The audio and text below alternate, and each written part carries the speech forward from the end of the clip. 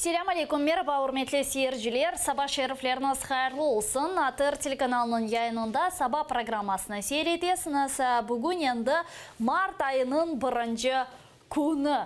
İşte ne kadar bu endi bar mevsimi bizge kelse de, kenede Ukrayna'nın paytaxtı Kiyev'de ve tek paytaxta degildi diğer kıtada olgan regionlarda aslında bahar ayı etilmeyi, çünkü bizde boran, kar yağa, sıfırdan aşağı 15 gradusunu teşkil ete hava sıcaklığı. Lakin buna bakmadan biz erte uyandık, sizler için hazırlandık, yayınga çıktık. Umut etemiz havaga bakmadan ki Kırım'da da bu günlere havalar fenalaştı.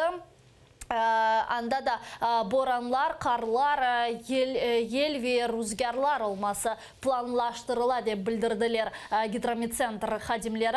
Lakin buna bakmadan hürmetli seyirciler, kenede keliniz uyanayık ve aslında bu kış mevsiminin benim düşünceme göre en sabadan en güzel günleridir ki sabadan uyangan vakit sobalarını yakmak, ev sıcaklığını his etmek, kimere ballar mektepke hazırlanmışlar. Sızışki ya da başka bir yerlerge hazırlanğanda bu muhitini aslında joymamak benim düşünceme göre çok mühimdir ve onun kıymetini de bilmek çok gerektir aile muhitte. İşte biz de bu aileye hoşulmağa isteyimiz sizle beraberlikte, sizin ailenizle beraberlikte sabahımızı başlamağa isteyimiz ki ATR telekanalının informasyon günü 1 Mart günü sabah programması ile başlay ve bu münasebetle biz de pek elbette ki gururlanamız sizle sabahımızı başlağanımız için. Bugün hürmetli seyirciler, biz programımız devamında olup geçken sonki hadiselerinin müzakerelerini adet üzere olğanı gibi yapacağımız, misafirler ile çeşit meselelerini müzakere edeceğimiz ki bugün bizim programımızın esas mevzusu bu kıtada, Ukrayna kıtasında çalışan Kırım Sos Teşkilatının faaliyetidir. Bu münasebetle bizim stüdyamızga musafir teşrif buyuracak. Onun ile beraberlikte bu günlere çok müzakere etilgen elbette ki meselelerden biri. Çünkü bu günlere çok hadiseler yüz bergen edi Yarımada'da 4 yıl evvelsi. Kırım işgali 4 yıl tola ve bu münasebetle bu meseleni biz müzakere edeceğimiz. Kırım işgal etilgen sonra kıtada teşkil etilgen Kırım Sos Teşkilatı ne yaptı? Bugün Yarımada'dan çıkan ne kadar mecburi koçkenler Ukrayna kıtasında yaşay, ne kadar devletten olar yardım koreler, faaliyetleri neden ibaret ve elbette ki Tunev'in Ukrayna Prezidenti Petr Poroshenko'nun bergen press-konferensiyası hakkında da biz stüdyamızga teşrif buyurgan musafirimiz ile laf edeceğimiz. Bu musafir Kırım Sos Teşkilatı'nın yol başçısı muavini bizim stüdyamızga teşrif buyuracak hürmetli seyirciler. O sebepten 55 dakikana biz ile geçiriniz, ATR'den ayrılmanız. Biz ise programımızı adet üzere başlayımız günün tarihinden. İşte hadiseler neden ibaret edi degen sualını berseniz, men sizlerge bu sualının cevabını vermeye şimdi hazırım.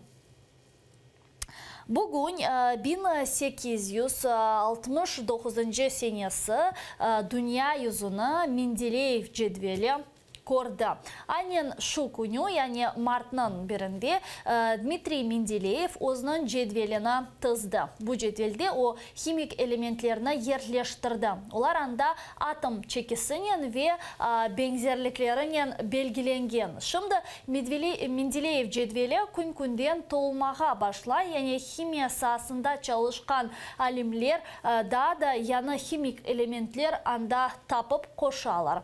İşte kim bilsin, dünyada ve aslında yeryüzünde daha ne kadar biz bilmegen bu gibi kimik elementler vardır ve da Dmitri Mendeleev gibi bu cedveller da nasıl elementlerle tolacaktır. Lakin bugün onların sayısı işte bu cedvelde bulungan atomlarının ve elementlerinin sayısı 100'den ziyade. Olar biri ile işte tablitsada gösterilgen gibi renkleriyle ayrılıp durarlar. Yani bu renkler onların çekisi hakkında bizlerge daha bir kere tarif etmeye hazır.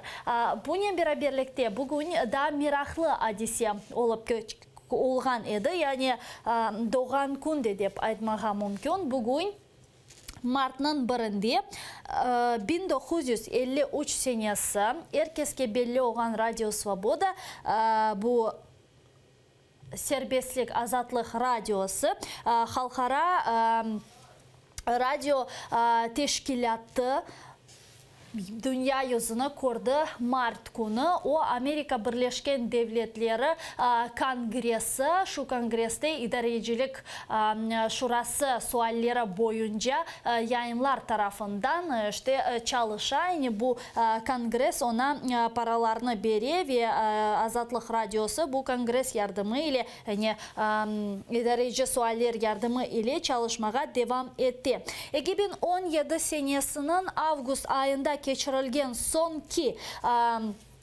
malumatlarga göre hürmetli seyirciler, şimdi radyo 26 tilde çalışa, 23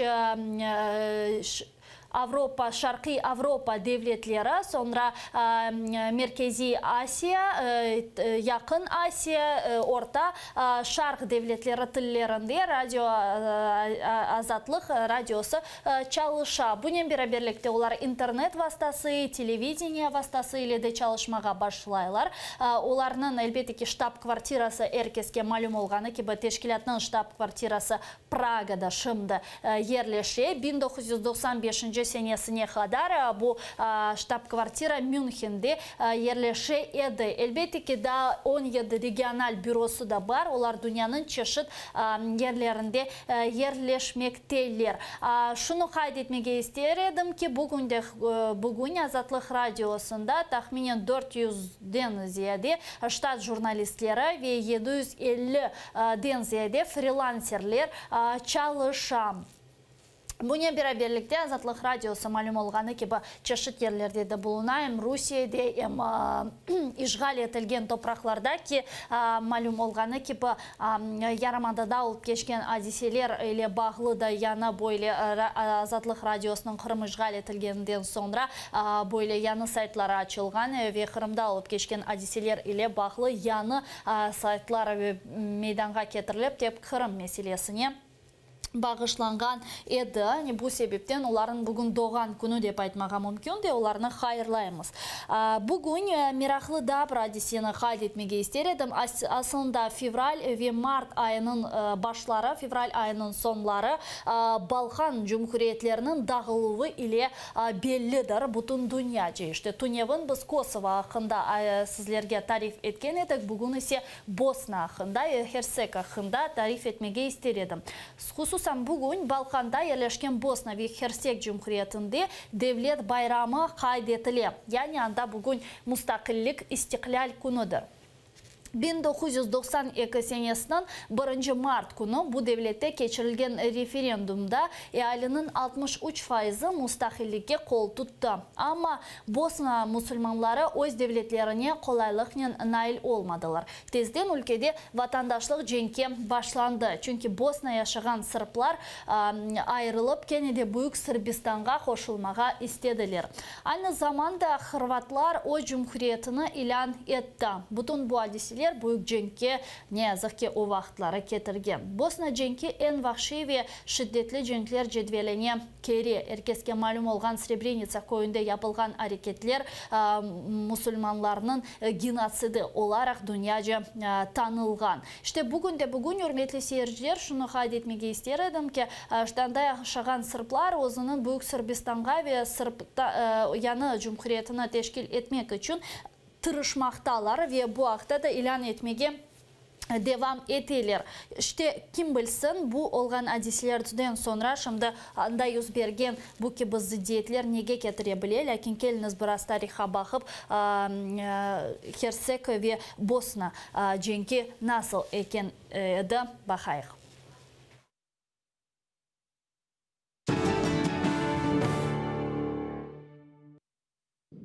90-нчы сенелерінің башында Югославияда милли саяси бухран инкишаф итерек, өлкенің халқылары өз сербез девлетлеріні құрмаға ниетленділер. Ен ағыр вазиет Босна ве Херцегте еді. Анда яшыған уч халқының векелері босналылар, хырватлар ве сырплар айры яшамақны талап етті. Ләкин бұл меселенің қолай чезіліп йолу олмағаны тезден анлашылды. 1991 сенесінің октябрь айында Босна ве Херцег парламентінде отырған Босналы ве хырват депутатлары өлкенің суверенитеті ақындаки меморандумны қабыл еттілер.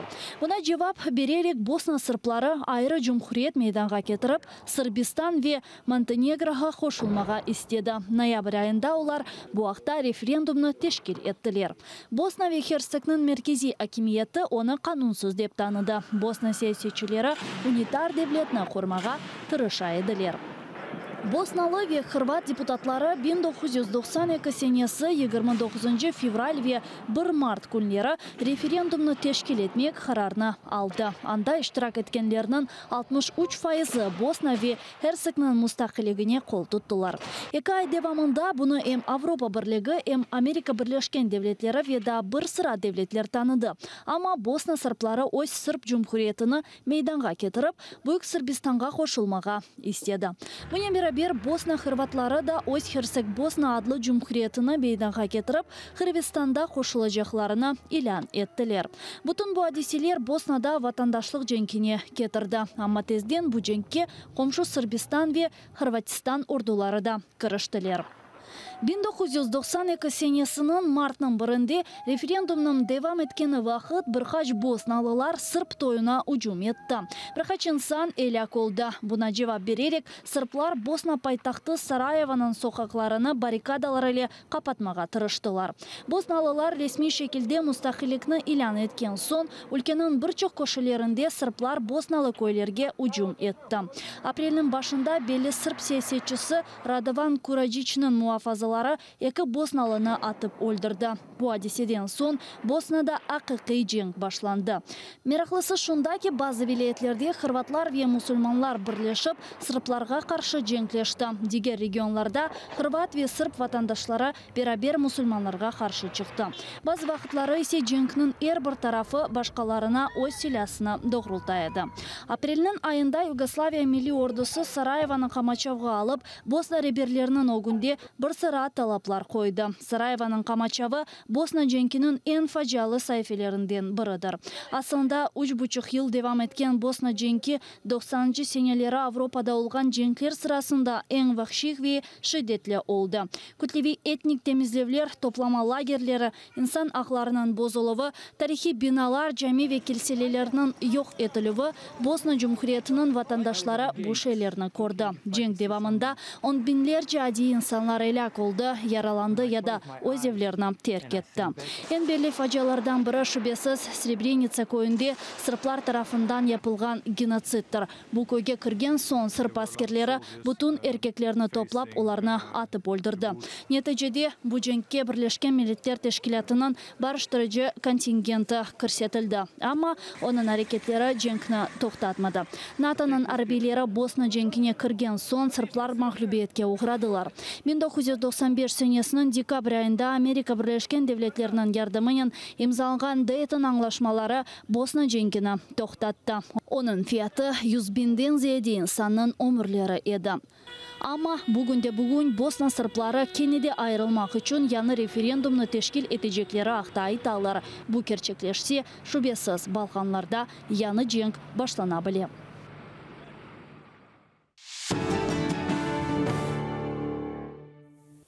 Балқанларда олған адеселер ақында Букабалевхана бераберлікті сереті көрметлес ержілер ве программамызның esas қысмына кечер екенде сіздерге бір илянны бермеге істереді. Малым олғаны кібі Туневын кефе регионал межлис азасы Сулейман Кадыровның махкемесі өткерілген еді. Адвокатлары ве Сулейман Кадыровның білдіргеніне көре өрметлес ержілер Енді бүгін Қырымда, ишғал етілген Қырымда бүгін она үкім çıkarılmalı, seslendirilecek dep ayttılar. İşte Tunev'in olup geçken mahkemede prokuror ona 3 yıllık şartlı hapis cezası verilmesini talap etti. İşte bugün prokurorun bu talabı nasıl etilip bakılacak, Süleyman Kadırov'ga nasıl hüküm verilecek, belki de ki şüphelensek de belki de o aklanacak, bugün beraberlikte görecekmiz hürmetli seyirciler. Bu hafta Kadyrov ne aytkan dinlemege imkanımız var. Это я аннексировал Крым. Это я запрещаю украинский и крымский язык. Это я преследую похищенных, незаконно бросавших в тюрьмы наших соотечественников по политическим мотивам. Это я пришел на восток Украины с оружием. И 4-й год уничтожаю украинцев. Это я по российскому Деген bu gibi çıkışta bulundu Süleyman Ağa Kadyrov. Katende mahkemede cesaretine ve cesurluğuna hayranlık duyamız. Bunun beraberlikte regional meclis azasını Facebook'ta Kırım Ukraynadır dep malum olğanı ki bu hürmetli seyirciler yazğanı için ona separatizm de qabatlaylar ve Kırım'ın işgalci hukuk koruyucuları bunu Rusya toprak bütünlüğüne için işte tehlike ve haf gibi gördüler. Annem bu sebepten ona karşı böyle olmayacak dava uydu. Адвокатлары bu haqda böyle bildirgan. Основное, что они хотят достичь, это дополнительное наказание в виде 2 лет запрета заниматься какой-либо деятельностью в сети интернет. То есть, попросту говоря, они хотят заткнуть им рот. Дважды меня судья останавливала в последнем слове, где я хотел показать, насколько агрессивно ведет себя Россия в отношении наших соотечественников, крымских татар, соблюдающих мусульман. На завтра назначено, значит, оглашение приговора. Никто из нас иллюзий не питает. Мы уверены в том, что это будет, конечно же, обвинительный приговор. Дай Бог, чтобы я ошибался.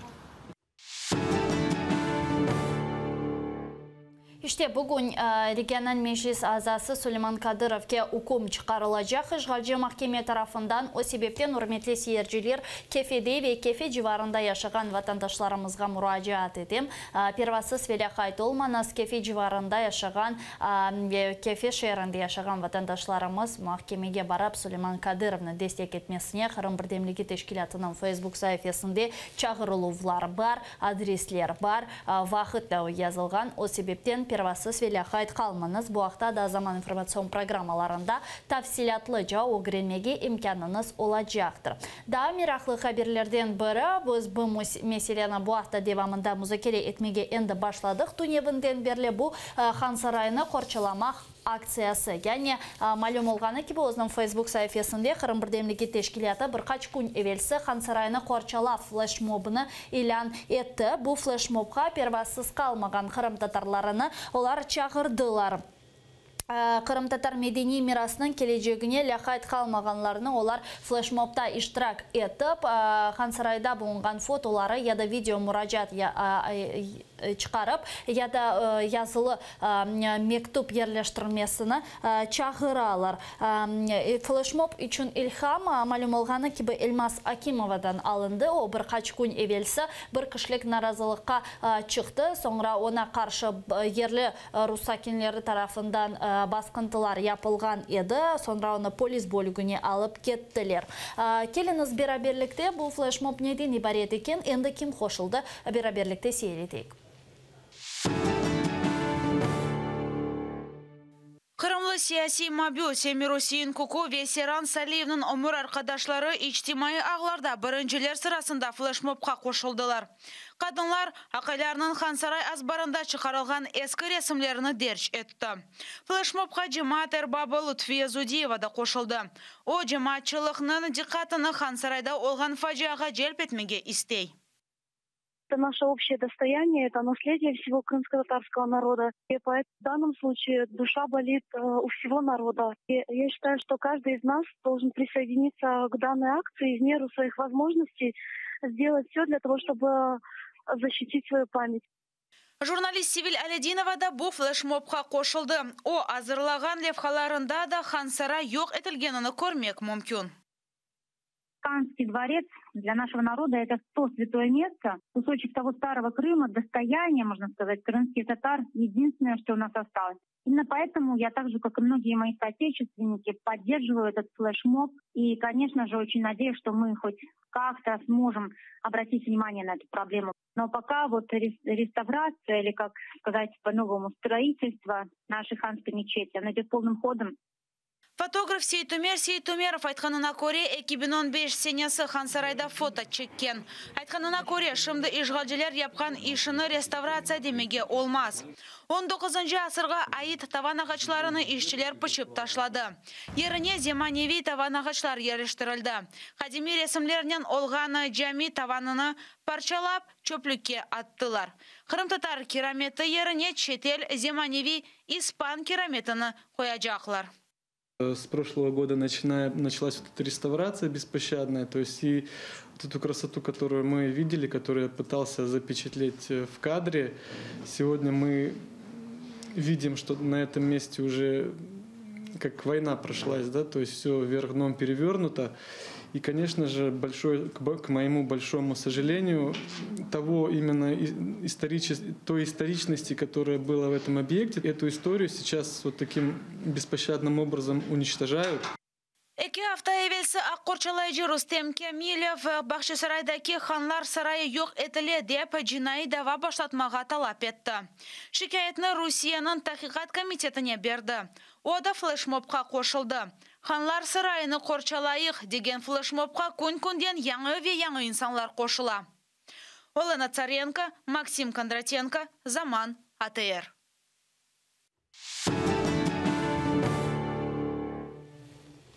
Деген Левхана бераберлікті сейреті көрметі сейіржілер. О себептен сізде первасыз веляхайт қалманыз. Бұл көпі флешмобқа қошыла білесіңіз. Менің бір чоқыларыңыздың Хансарайда чекілген фото ресімлері бардыр. Оларны Facebook сайфіңізге ерлештіріп, Хансарайны қору деген хэштег ярдымы иле бұл флешмобқа қошыла білесіңіз. Бірлігімізні зықке олып кешкен бұл шырайетлер сырасында тек бойлы шекілде көстере білеміз, вен наразылығымызны да бойлы шекілде көстере білеміз ки әлбетте ке бераберлікте бір кішілік наразылықларға шыққаны вақыт қырым-татарларға насыл басқындылар япылғаны бераберлікте көрдік, веда япылмаға да девам ете. Ләкин бұне берабер бізім наразылығымыз әлбетте екуленмей. Ки Украина қытасында да қырым-татарлар тезден әрекетлерінің бір енді фаалиетке чебірілмесі үшін ершейні япмаға тырышалар. Айтқаным ки ратлық күнлері девамында,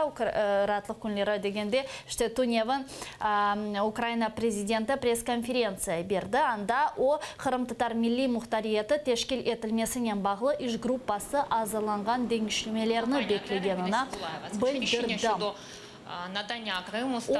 Эльвина Сетбулаева берген бұл суалге жауап бергені вақыт айтты. Президентінің сөздеріне көре Қырым-татар мұхтариеті тешкіл етілмесі мұйым меселедір. Оның сөздеріне көре Анаяса комиссиясы азырланған деңгішлемелеріні açık şekilde müzakere etmesine ve Leyhan'ın sonki variantını takdim etmeye talep edecek.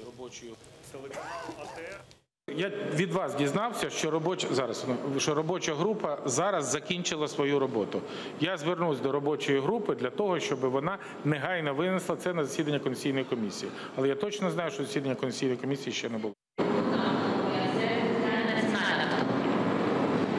Я врахую вас. Дякую. İşte böyle cevap Петр Порошенко берген анаясасы meselesi boyunca şubeli bir cevap oldu. Pek anlaşılmagan ne yazık ki bir cevap oldu. Lakin bu meseleni ATR telekanalının yayında hem ekspertler hem siyasiçilerle müzakere etmeye devam edecekmiz ve bugün bizim stüdyamızga teşrif buyurgan da vatandaşlarımızla müzakere etmeye devam edecekmiz hürmetli seyirciler. Lakin buna bakmadan keliniz aslında bu günlere Kırım malum olğanı gibi 1 Mart günleri, fevralının son günleri Kırım'da aktif faal şekilde тешкелде ишгаль башлаган еді. Бу мунасибетілі Эркунь АТР телеканалының мұхберлері левхаларны азырлайлар. Шымды ишгаль еле бағлы левханы сейретейік. Сонда Петр Порошенконың айтқан сөзлеріні Крымсос тешкелетінің фаалиетіні студиямызға тештеп бұрған мұсафырле музакер етежетміз.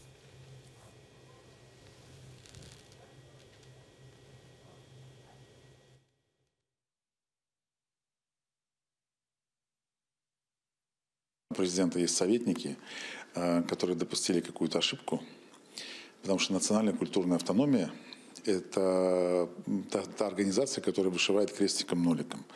Рабочая комиссия, которая работала в Верховной Раде, в комитете, она по изменениям 10 статьи Конституции занималась именно национальной территориальной автономией крымских татар, где у крымских татар будет право на самоопределение. То есть мы говорили о том, что крымские татары будут, как коренной народ Крыма, иметь свою государственность в лице автономии. Об этом говорил и Чубаров, и Джемилев. Об этом в национальном движении говорят уже фактически последние 70 с лишним лет.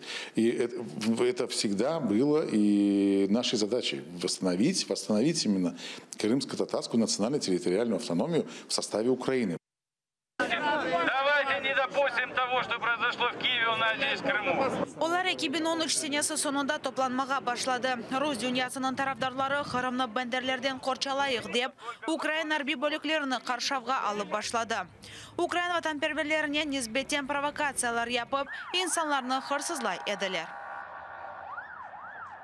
Изначально сорганизовался сам, а 23 февраля 2014 года ситуацией, к сожалению, воспользовалась с этого дня и пошло считаться, что якобы лидер этого ополчения станет Аксенов. И, к сожалению, так получилось, что русское единство стало во главе этой ситуации. Крым самооборонасы Русь бари биткен сон ой штабыны қапатмақ керек еді. Ама самооборона веккілері қалды. Яны тайынлеген ишгалжелер акимияты оларны ярдымы или өз ишлеріні бежіре еді. Араба қырсызлығындан башлап, инсанларның бизнесіні тұтып ала еділер. Бұл әрекетлер үшін халық қараманлары деп, оларға медаллер берілді. Крым Русияге қошылғанына бақмадан арзу етілген Русия девлетінен инсанларның көздері қайтты, дей. Мы оказались в ситуации, которая была даже хуже, чем при Украине. У нас реальный бандитизм во власти.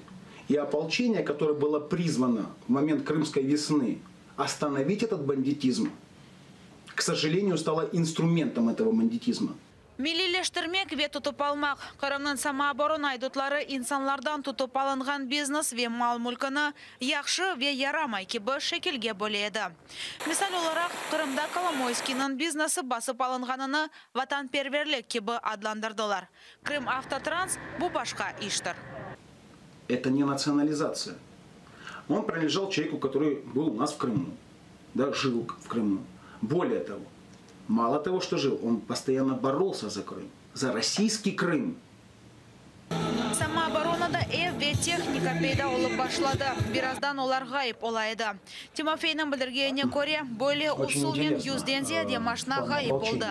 Машиналар қырсызлығанына диқат айырғанлар самооборонада енді чалышмай. Татьяна Сулый, Заман, АТР.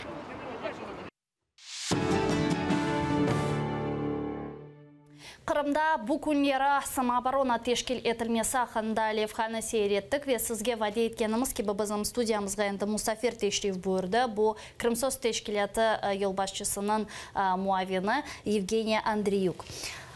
Доброе утро, здравствуйте. Доброе. Мы сейчас посмотрели сюжет. Именно в эти дни, конец февраля, начало марта, было активное вторжение на территорию полуострова. И вот уже как 4 года Крым в состоянии оккупации. Вот если подводить итоги, за 4 года какие были сделаны шаги на пути к деоккупации и освобождению Крыма? Что бы вы отметили? К сожалению, до сих пор мы не можем сказать, что есть четкая системная позиция, четкая системная стратегия. Да? То есть так, чтобы сказать, что вот есть определенные четкие шаги, которые со стороны Украины как государства делаются. Но тем не менее есть целый ряд других, целый ряд шагов, которые есть, да, на пути. То есть это не так, чтобы была принята единая стратегия, в рамках которой двигается. Но тем не менее есть целый ряд вот вещей, которые которые для этого есть. И в первую очередь это, наверное, что касается государства, это определенные государственные органы, государственные структуры, которые занимаются вопросами оккупированного Крыма. Это и Министерство по временно оккупированным территориям, это и уполномоченный по делам крымско-татарского народа. Это, наверное, первая часть. Вторая часть – это все, что касается законодательства, начиная со статуса Крыма как временно оккупированной территории. И это рассмотрение сейчас вопроса автономии, в целом крымско-татарской автономии в Верховной Раде. И мы очень надеемся, что скоро он будет принят. Да, то есть вот это вот такие большие блоки. И последний, наверное, блок, то, что государство делает, то, что нуждается в улучшении, это все так называемые административные услуги или все то, что, то есть каким образом все равно крымчан оставлять в поре Украины, то есть начиная от предоставления паспортов, украинских документов. К сожалению, государственная машина как бюрократическая не может делать это быстро, но тем не менее за 4 года целый ряд таких вещей есть. Да? И тут и последний, наверное, блок, это то, что касается и гражданских активистов, и гражданского общества, и это в первую очередь и телеканал АТР, который находится сейчас здесь на материке, и в том числе поддерживается из государственного бюджета. Это целый ряд независимых организаций гражданского общества, которые появились и которые действуют и работают. И часто усилия и гражданских активистов здесь, и государства идут вместе, и да, делаются совместными усилиями для деоккупации. Поэтому сложно сказать, что есть какие-то вещи, которые там более приближают деоккупацию или нет. Да, вот есть целый ряд таких все-таки блоков. Мы приблизились к этой деоккупации. Вот вы сейчас перечислили вот эти несколько важных блоков, которые были сделаны на протяжении 4 лет. Все равно, как вы думаете, каким-то хоть образом мы приблизились к освобождению Крыма? И если можно, вот поподробнее, как именно? Сложно сказать, и я думаю, что вряд ли кто-то на самом деле может взять на себя смелость сказать, каким образом точно может произойти деоккупация, да? Потому что точно так же, как и оккупация произошла, ну, это был такой провокационный действие России, которое удалось. Ну, то есть, а могло и не удастся. То есть это часто такой набор случайностей и вероятностей. Да, это была спланированная операция России. Но то, что она удалась, ну, так совпали в тот момент условия. Точно так же там в других, например, регионах Украины не получилась дестабилизация.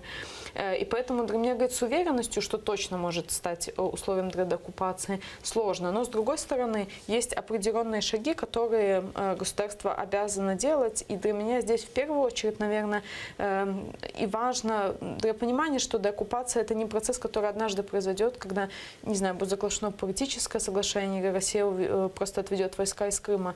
Мне кажется, что важно понимать деоккупацию как вопрос, который продолжается вот с момента ее оккупации до момента, пока не будет восстановлен полный контроль над полуостровом. И поэтому самыми важными вещами здесь, для меня кажется, это сохранение связей с Крымом, с крымчанами, и максимальное такое не просто оставление в поре, но максимальное создание условий, чтобы люди, живущие в Крыму, чувствовали себя дальше гражданами Украины, чтобы чувствовали, что Украина как государство заботится о гражданах, предоставляет возможную защиту и относится к ним как к людям, которые оказались в очень сложной ситуации, живя под оккупацией иностранного государства.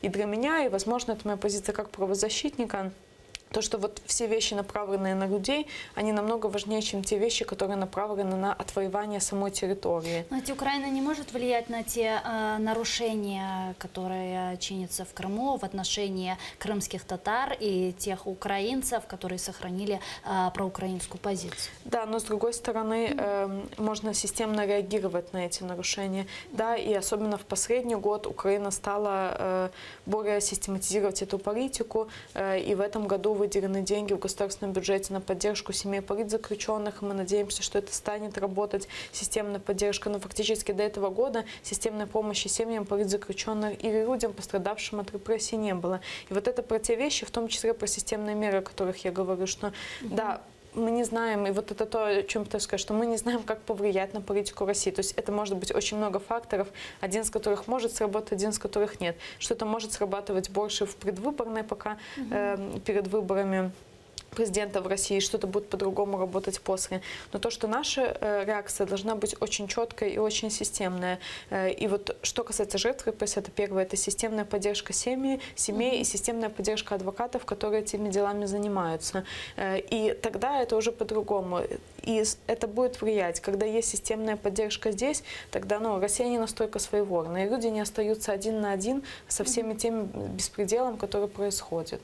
А я бы хотела напомнить нашим зрителям, что у нас в студии работают телефоны. Вы также можете присоединиться к нашей беседе. Режиссеры выводят на экраны ваших телевизоров номер телефона. Это 073 419 41 58. Звоните, задавайте интересующие вас вопросы.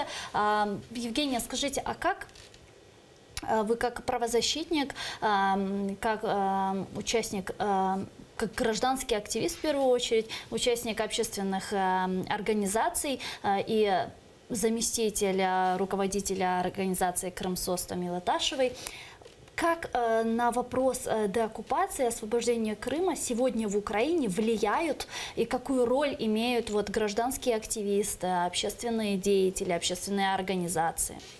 По моему мнению, в тот момент, пока нету сейчас системной, спланированной стратегии такой государства, которое идет в одном направлении, подключая все разные вопросы, которые мы упоминали, для меня сегодня гражданский сектор в Украине является одним из тех, кто двигает и в целом не просто принятие такой стратегии, но двигает принятие тех мер, которые приближают деоккупацию. И, к сожалению, здесь уже со своей стороны мы не всегда сталкиваемся с поддержкой и пониманием со стороны государства. Но так же, как и с востоком Украины, где основную роль взяли на себя, и особенно в первое время взял на себя гражданский сектор и добровольцы, так и здесь часто по Крыму где-то, к сожалению, до сих пор, 4 года спустя, мы сами выполняем функции государства, которые должно было бы делать государство, где-то, с другой стороны, просто подталкиваем к принятию этих решений.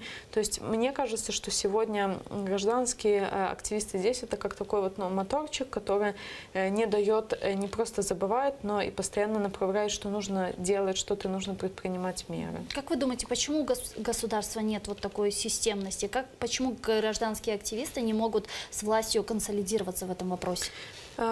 Сложно сказать, что прям не могут, потому что есть целый ряд аспектов, в которых мы работаем вместе, и это не та естественная ситуация, где есть противостояние гражданского общества и государства, как, например, в России. Да?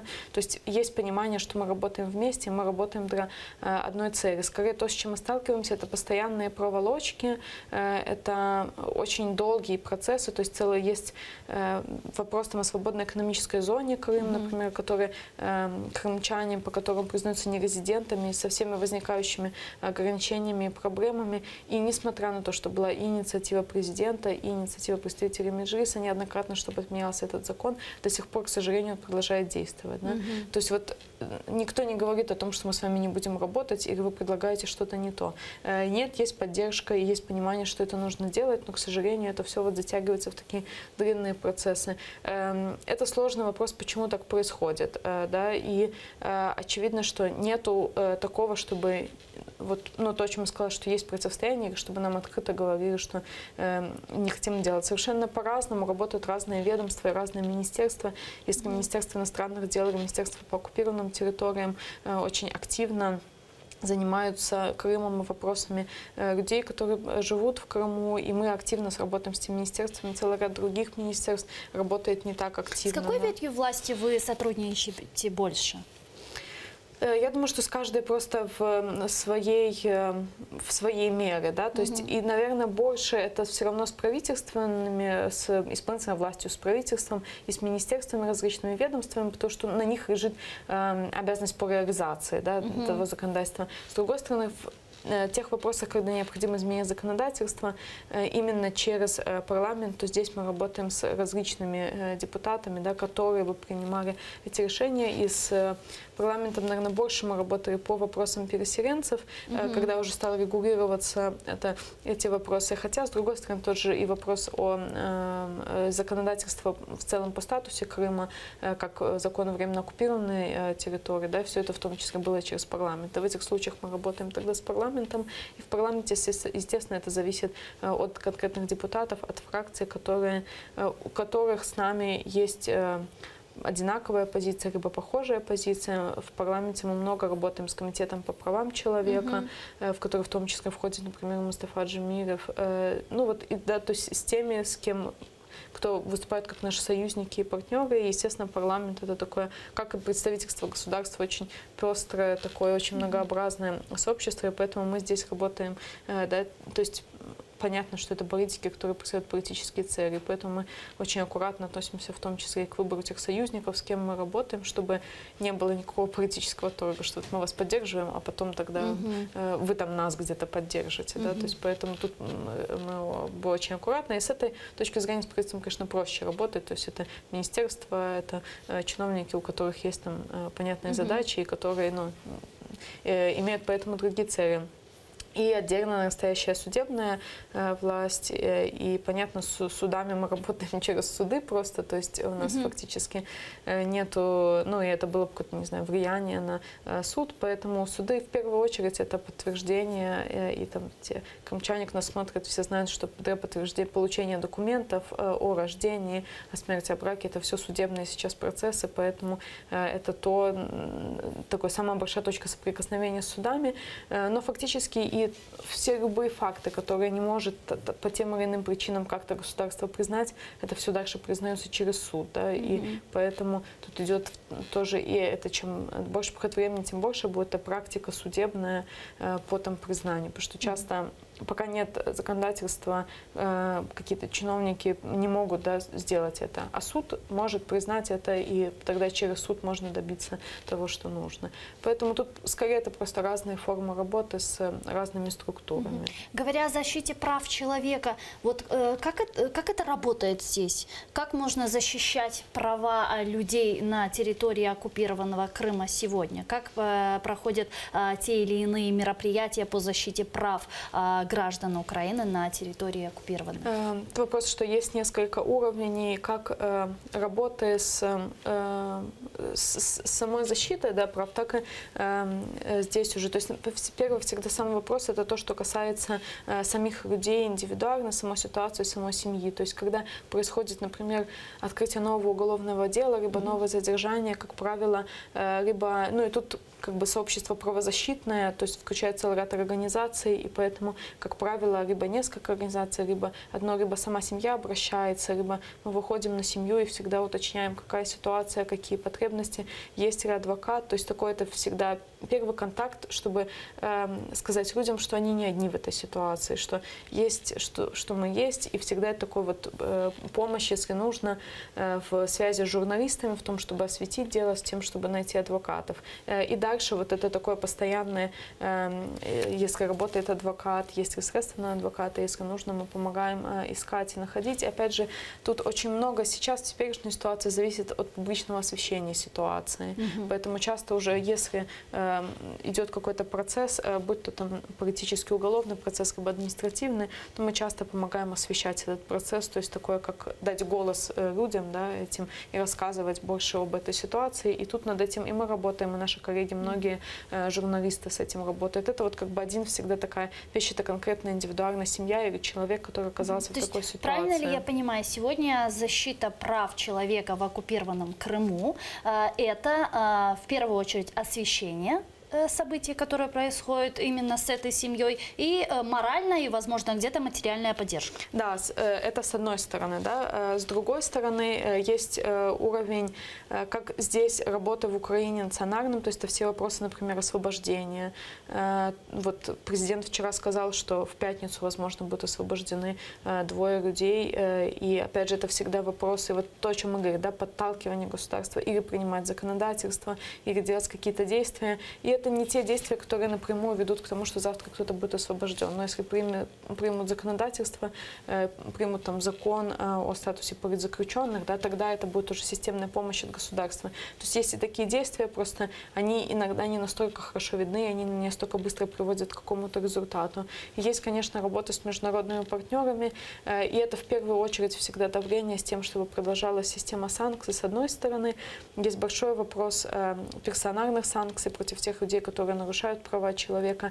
Есть вопрос в целом международных судебных структур, как, например, Международный уголовный суд, который в перспективе будет заниматься расследованием. То есть кроме вот этого индивидуального уровня, работа здесь на национальном уровне, на международном, это то, что сложнее увидеть и то, что не дает прямые результаты прямо сейчас. Но тем не менее, в целом, для того, чтобы хоть как-то помочь ситуации, хоть как-то ее улучшать, хоть как-то приостанавливать практику, которую Россия ведет, то есть, например, там, насильственных похищений и пыток, если мы не будем об этом говорить на международном уровне, да, то намного меньше вероятность, что это прекратится. Если кроме нас об этом Россия заявляет еще и целый ряд других стран, сама Украина и Европейский парламент скажет, и целый ряд европейских стран и США направят прямые ноты протеста в Россию, что они знают, что такой-то человек арестован или такого-то человека пытали, то, конечно, это уже совсем другая ситуация. Россия не может дальше продолжать это делать, притворяясь, что никто ничего не знает. Да? Когда эта ситуация известна всем, и об этом говорят, делаются заявления, тогда намного сложнее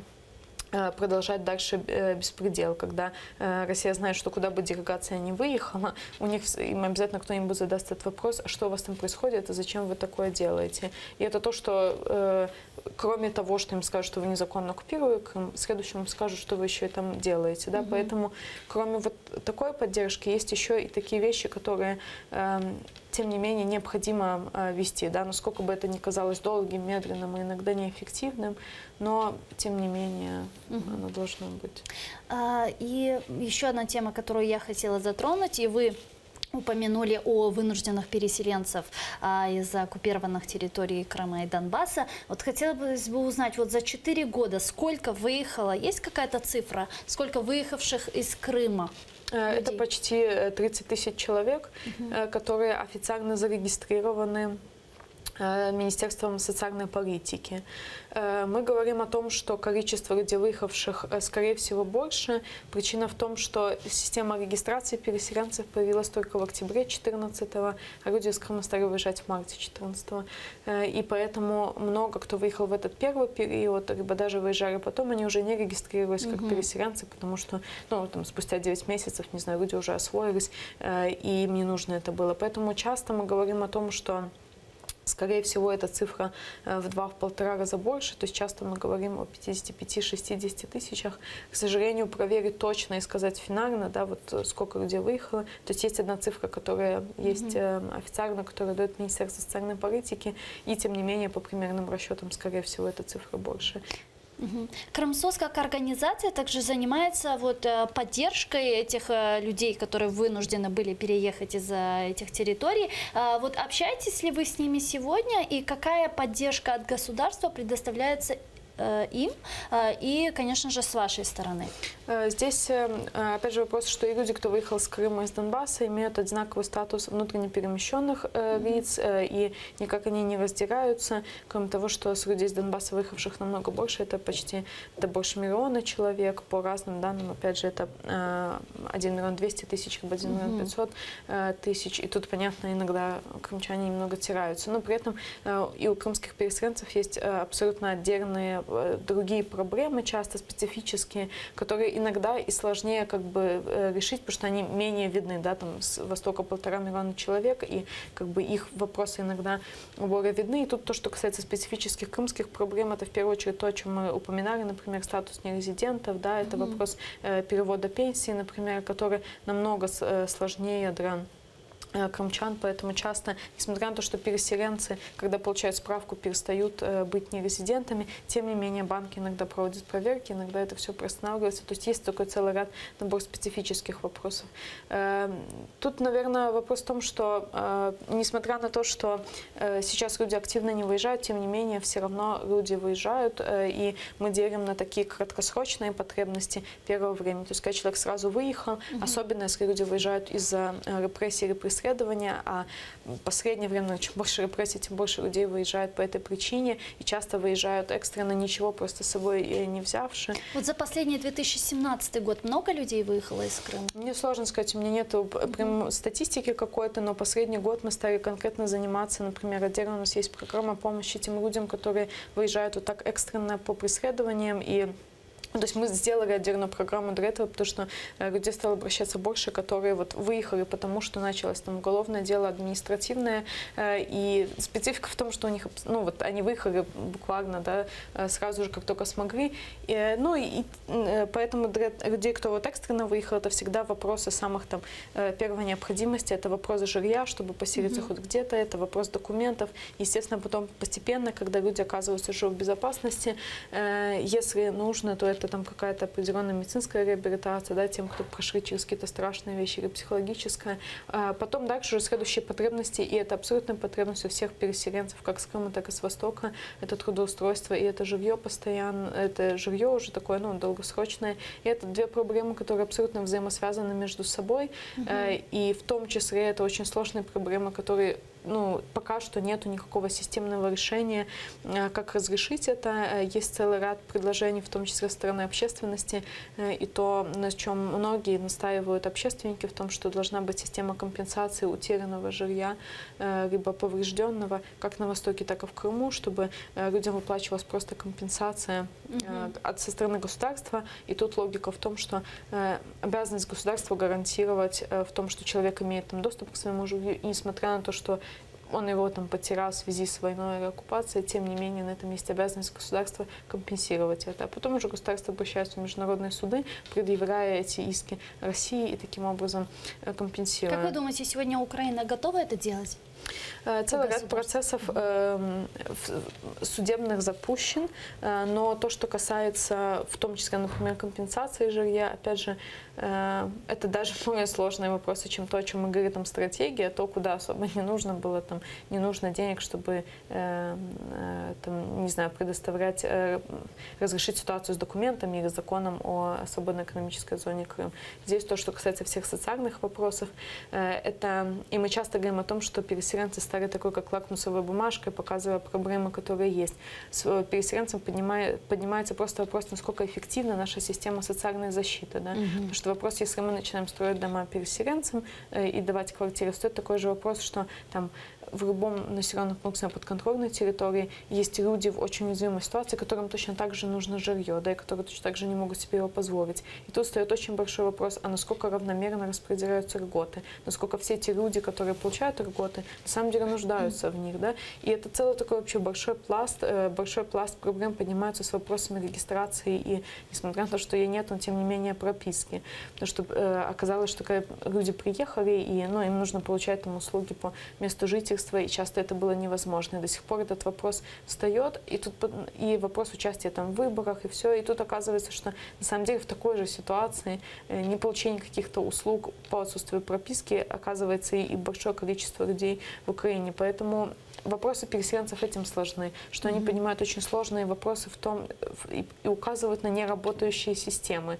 И чтобы эффективно и хорошо их разрешить, нужно разрешать все вот эти вот вопросы, которые не тянутся. И я очень хорошо могу понять людей, которые оказались в этой ситуации, которым помощь нужна прямо сейчас, или люди, которые там выехали 3 года назад, и до сих пор они снимают, например, жилье и понимают, что им очень сложно купить жилье, и они оказались в такой ситуации.